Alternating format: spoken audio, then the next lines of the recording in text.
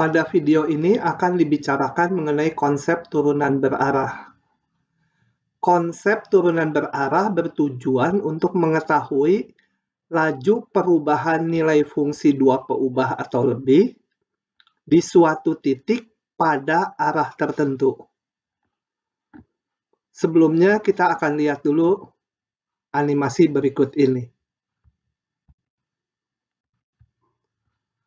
Perhatikan yang digambarkan di sini adalah yang warna abu-abu tua. Itu adalah tanjakan di sebuah jalan. Dan di sini terdapat sebuah truk yang akan berangkat ke atas. Nah, kalau kita perhatikan, supir truk seringkali jalannya loar-leor seperti ini. Loar-leor dia. Mengapa dia tidak langsung straight aja ke atas? Nah, ini karena truk tersebut menghindari tanjakan yang terlampau tajam. Jadi dengan bergerak menyamping sedikit gitu, mengikuti ini, maka tanjakannya tidak akan terlalu curam. Sehingga truk masih kuat untuk bisa naik ke atas. Oke. Nah, yang berikutnya kita lihat animasi ini. Di sini digambarkan sebuah permukaan yang warnanya di kotak-kotak ini. Yang diarsir kotak-kotak warna abu-abu. Kemudian di sini ada titik P, X0, Y0, dan ini nilai fungsinya, tingginya Z0. Nah, selanjutnya, ini ada sebuah vektor arah, sebuah vektor di bidang XY, sebutlah vektor U.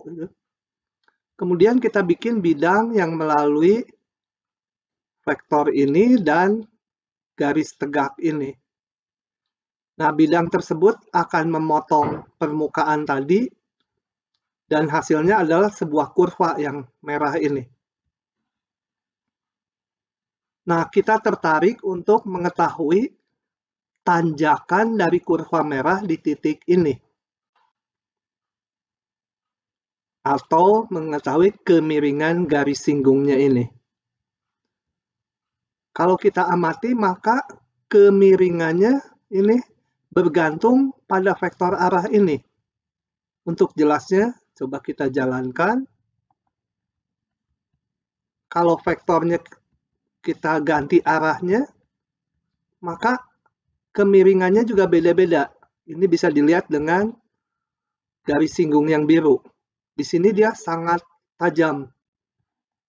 Tajam, dia curam sekali.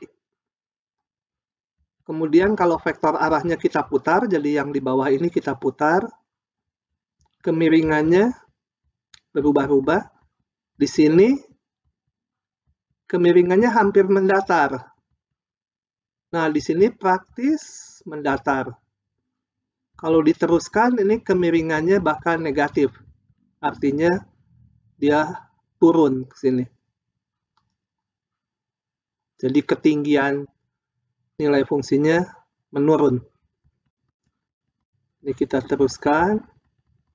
Kalau diperhatikan animasi ini, di sini ada tanda negatif, itu menyatakan bahwa kecuramannya menurun. Sedangkan kalau dia menjadi naik, ini berubah positif. Oke, itu adalah dua contoh yang tadi truk di jalan yang menanjak dengan yang terakhir ini yang akan memotivasi kita untuk memahami turunan berarah. Nah, sekarang kita akan berangkat ke konsepnya.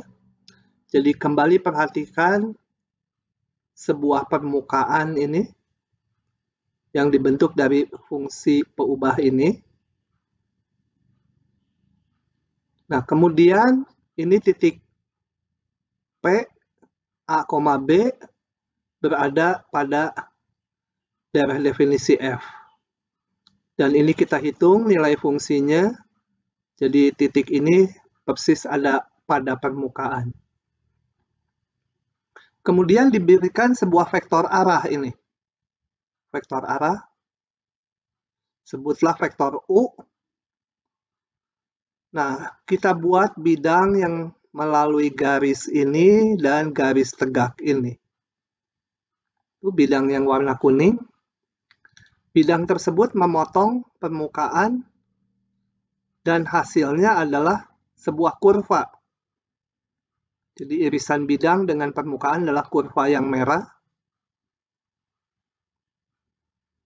Nah, tujuan kita adalah tadi mencari tanjakan dari kurva merah atau kemiringan garis singgung di titik ini. Oke, itu kira-kira permasalahannya. Selanjutnya akan kita bahas pengertian formal dari turunan berarah serta tata cara menghitungnya. Turunan berarah dari fungsi dua peubah ini di titik P pada arah vektor satuan U. Jadi ini vektornya harus vektor satuan.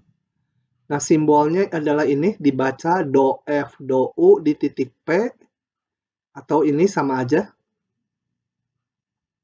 Itu adalah limit seperti ini. Kalau kita perhatikan limit ini mirip dengan definisi limit turunan di fungsi satu peubah. Cuma sekarang variabelnya menggunakan vektor. Kenapa menggunakan vektor? Karena kita bekerja dengan fungsi dua peubah. Maka untuk memudahkan notasi, kita tuliskan titiknya dalam bentuk vektor. Seperti ini. Nah, kita lihat beberapa hal berikut ini. Perhatikan yang kotak-kotak adalah permukaan set sama dengan fungsi XY. Kemudian di sini ada titik P di bawahnya. Ini titik P. Kemudian kita akan lihat turunan berarah pada arah vektor 1,0 ini, vektor 1,0. Nah, jadi sekarang langkahnya kita buat bidang yang dibangun oleh vektor ini dan garis tegak ini. Di sini yang terlihat hanya potongannya, yaitu yang kotak ini, bidangnya. Nah, bidang ini jelas sejajar dengan bidang XO set, karena U-nya ini vektor 1,0. Nah, kalau bidang ini kita iriskan dengan permukaannya, didapatlah kurva yang merah. Nah, tujuan kita adalah menghitung gradien atau tanjakan dari kurva merah tersebut di titik ini. Nah, itu kalau kita kembalikan ke notasi do F do U di titik P, itu tak lain udah kita kenal waktu turunan parsial, yaitu sama dengan do F do X, turunan parsial ke X. Mengapa demikian? Karena kurva merah ini tak lain adalah irisan permukaan set sama dengan fungsi XY dengan bidang di mana bidang ini sejajar dengan bidang XO set. Jadi di sini pada bidang ini nilai Y-nya konstan. Kalau nilai Y-nya konstan, maka kemiringan garis singgungnya tak lain adalah do F do X. Hal kedua yang mirip, kalau vektor U-nya adalah vektor 0,1. Ini, vektor 0,1, cuma sekarang pangkalnya dibuat di titik P. Jadi, bidang yang mengiris permukaan kotak-kotak ini, bidangnya, ini hanya potongan bidangnya yang terlihat, itu sejajar dengan bidang YO set. Jadi dalam hal ini, bidang pengirisnya mempunyai nilai X yang konstan. Sehingga do F do U atau kemiringan kurva di titik ini tak lain adalah sama dengan do F do Y. Nah, permasalahan sekarang yang sukar, kalau U-nya bukan ini, juga bukan ini. Jadi bidang pengirisnya tidak sejajar dengan bidang XOY maupun XOZ maupun bidang YOZ. Ada kombinasi nilai X dan Y yang berubah-ubah. Jadi kalau U-nya sembarang, U1, U2, bagaimana dengan turunan berarah ini? Nah, ini harus kita kembalikan ke limit ini. Menghitung ini tentunya, menghitung lewat definisi seperti ini agak rumit. Nah, untungnya kita mempunyai satu teorema berikut ini. Yang buktinya tidak disertakan di sini, tapi akan kita pakai untuk menghitung nilai turunan berarah. Misalkan Z sama dengan fungsi 2 peubah ini, dan terdiferensial di sekitar titik P. Kemudian U vektor arah satuan. Jadi harus selalu ada vektor arahnya. Maka turunan berarah dari F terhadap U di titik P itu menghitungnya tidak perlu lagi menggunakan limit ini, tetapi rumusnya tinggal grad F di titik P dikalikan U. Dengan grad F isinya adalah vektor ini. Turunan parsial ke X di titik P, koma turunan parsial ke Y di titik P. Jadi kita selanjutnya untuk menghitung turunan berarah menggunakan rumus ini.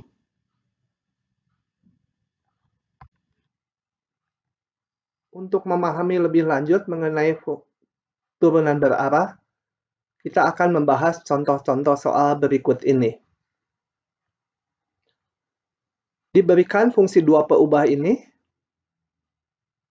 Nah, tentukan do F do U di titik 2,-1 pada arah vektor A yang isinya 4,3. Nah, soalnya saya tuliskan kembali di sini. Jadi ini fungsi 2 peubahnya. Titik 2,-1 kita namakan titik P. Kemudian vektor arahnya adalah ini. Nah, untuk notasi vektor, di matematika A biasanya menggunakan kurung lancip seperti ini. Kalau di matematik B, digunakan kurung siku. Notasi mana yang dipakai untuk ini bebas saja. Nah, untuk mulai menghitung turunan berarahnya, maka kita harus menghitung dulu grad dari F.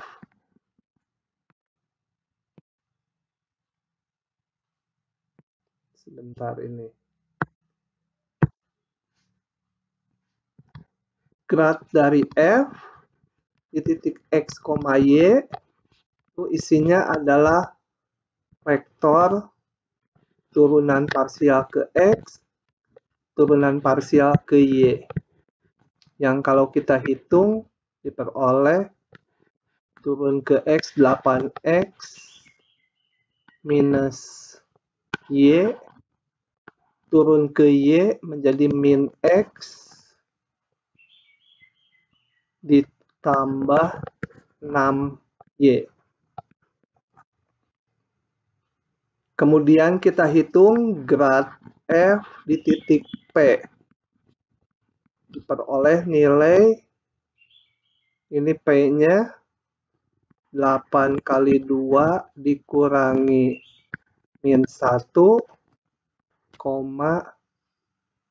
min 2 ditambah 6 kali min 1, dan kita peroleh nilainya 17,8. Kemudian setelah itu kita juga perlu vektor arah satuan. Karena di sini diberikan vektornya bukan vektor satuan, kita bikin dulu vektor arahnya. Vektor arah satuannya. Vektor arah satuan dari vektor A, kita sebut U, gitu, sama dengan vektor A dibagi panjangnya.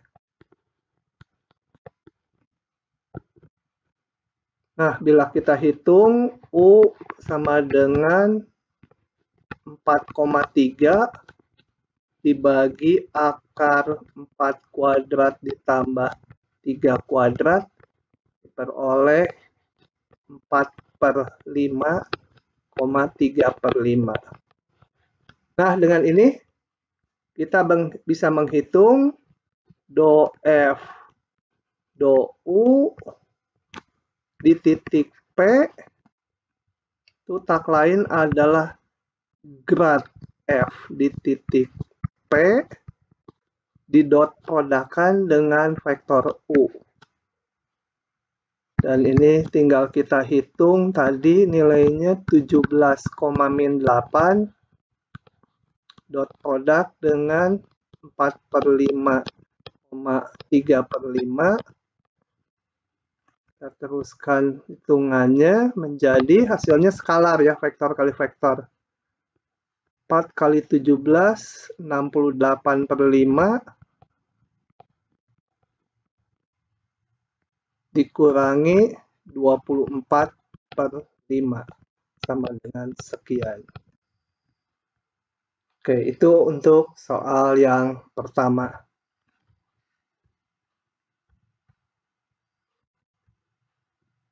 Untuk yang B kita lupakan yang A, kembali kita baca soalnya.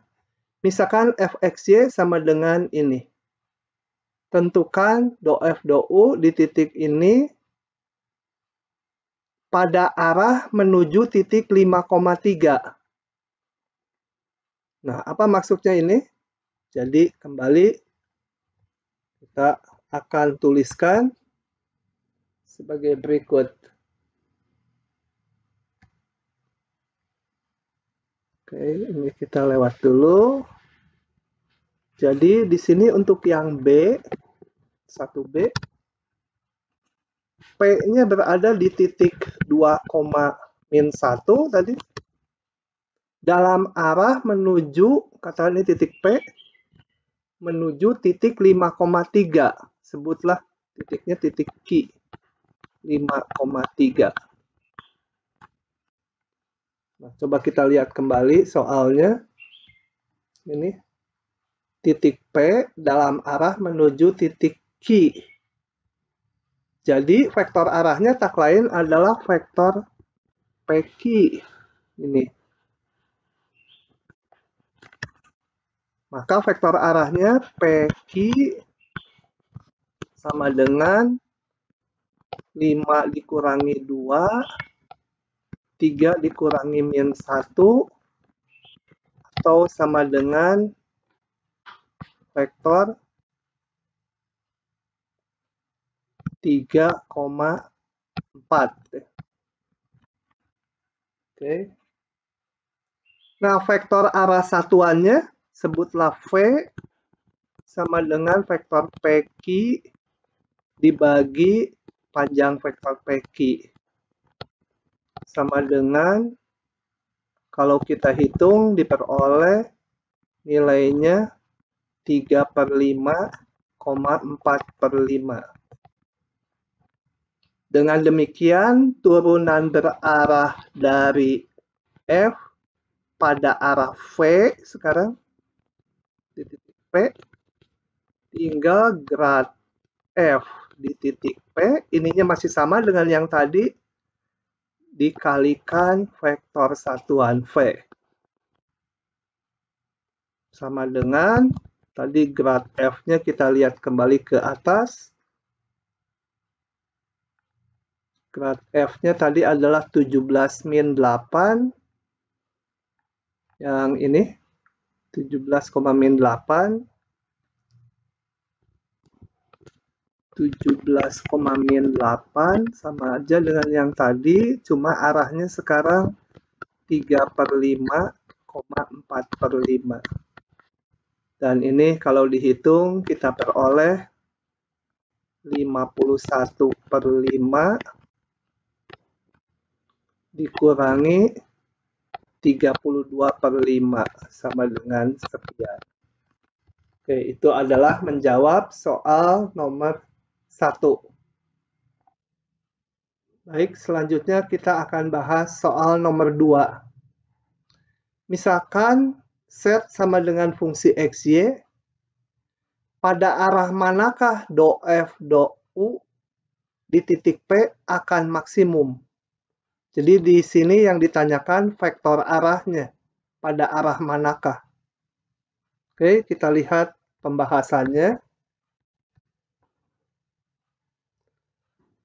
Pertama kita lihat dulu, ini rumus turunan berarah, do F, do U di titik P, sama dengan grad F di titik P, dikalikan U. Nah, kemudian kita gunakan rumus cosinus. Ini sama dengan panjang dari grad F di titik P dikalikan panjang dari U dikali cos theta. Theta adalah sudut antara vektor grad F dengan vektor U. Nah, kita lihat bahwa ini panjang vektor selalu positif, ya. Kemudian vektor arah selalu harus satuan, jadi dia 1. Sehingga supaya ini maksimum, haruslah cos theta sama dengan 1. Atau theta-nya sama dengan 0. Apa artinya theta 0? Jadi kalau ini vektor grad F di titik P, maka vektor U harus searah dengan grad F. Vektor U-nya juga harus mengarah ke sana. Karena sudut yang dibentuknya adalah 0. Nah, jadi U itu tak lain adalah vektor satuan dari grad F. Tinggal grad F dibagi panjangnya.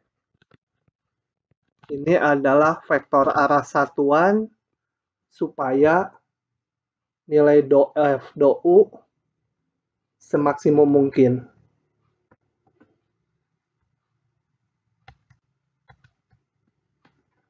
Oke, berikutnya kita akan bahas soal nomor 3. Diberikan temperatur sebuah keping pada setiap posisi X, Y adalah ini. Jadi ini menyatakan temperatur di setiap titik pada keping. Seekor kutu berada di posisi 1,2. Pada arah manakah dia harus bergerak agar mengalami penurunan temperatur terbesar? Kembali di sini ditanya vektor arahnya supaya do T, do U menjadi minimum. Karena menurun paling besar. Kita lihat pembahasannya. Ini sebagian sudah saya tuliskan di sini. Oke. Bagian sudah dituliskan di sini. Jadi ini fungsi temperaturnya. Ini titik di mana si kutu terletak. Sekarang pertanyaannya ditanya vektor arah U supaya ini minimum. Nah, kita hitung dulu. Grad dari T di titik XY adalah ini. Ya, ini turunan ke X dari fungsi T besar ini. ini turunan ke Y. Kemudian kita hitung grad T di titik 1,2 didapat ini. Maka turunan berarah dari, ini bukan T, sorry, ini harusnya T, pada arah vektor U di titik P adalah grad F di titik P dikalikan U. Nah, ini bisa kita gunakan rumus kosinus sama dengan panjang grad F di titik P dikalikan panjang U kali kosinus sudut antara grad F dengan U. Maka supaya ini minimum, haruslah cos θ-nya sama dengan min 1 atau θ-nya sama dengan pi atau 180 derajat. Dengan demikian, kalau ini vektor grad T di titik P, maka vektor U harus berlawanan arah ke sini. U. Karena sudutnya sebesar pi. Nah, dengan demikian, maka U itu tak lain adalah minus, supaya arahnya berlawanan dengan grad F di titik P, dibagi panjang grad F di titik P, supaya dia menjadi vektor satuan. Sama dengan minus, tadi kalau kita hitung, 6,11 dibagi akar 6 kuadrat ditambah 11 kuadrat. Sama dengan minus sekian, 6 per sekian, 11 per sekian. Itu adalah vektor U supaya penurunan temperaturnya minimum.